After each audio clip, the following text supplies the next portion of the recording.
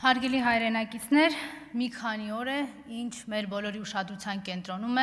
նախագահ Սերժ Սարգսյանի ուղիղ եթերում արված զրույցը։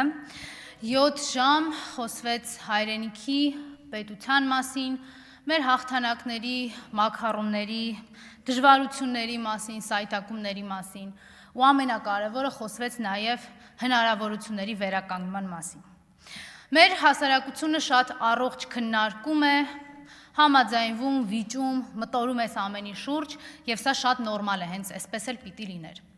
Բայց այս ամենը ունի նաև իր անառողջ կողմը,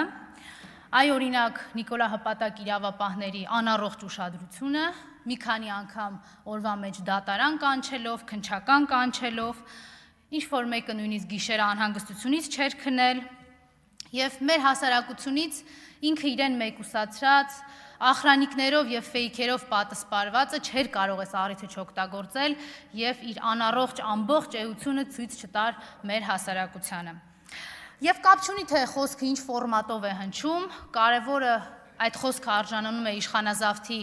հակադարձմանը, հակադարձ ռեակցիային, մի շատ պարզ պատճառով, որովհետև այդ խոսքը կենթանի ապացույցն ու վկայությունն է դառնում նրա, որ հայկական ինքնությունը չի հաջողվել սպանել, իսկ այդ սպանելու փորձերը ինքը բազմիցս արել է։ Չի կարողանում քաղաքական պատասխան տալ, չի կարողանում իր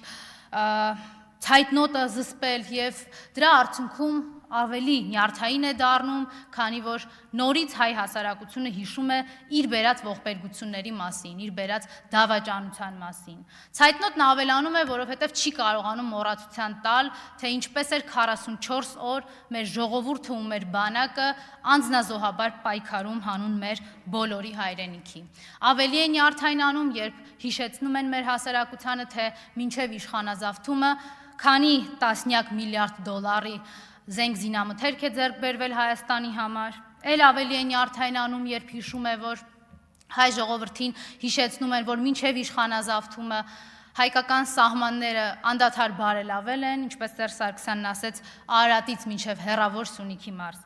Բայց այս ամենը մի կողմ, ինքը ավելի նյարդայնանում է այն փաստից, երբ գիտակցում է, որ ցանկացած զրույց հայկական իրականության մեջ, երբ խոսքը քաղաքական եւ քաղաքացիական դիրքորոշման մասին է, ավարտվում է այն մտքով, որ իր խոսքը ավարտեց Սերժ Սարգսյանը։ Չհոգնել, չհուսահատվել, սրտում փայփայել ու գործողություններով օժանդակել ավելի լավ Հայաստան ունենալուն։ Շնորհակալություն, Տիգրան Աբրահամյան, համեցեք։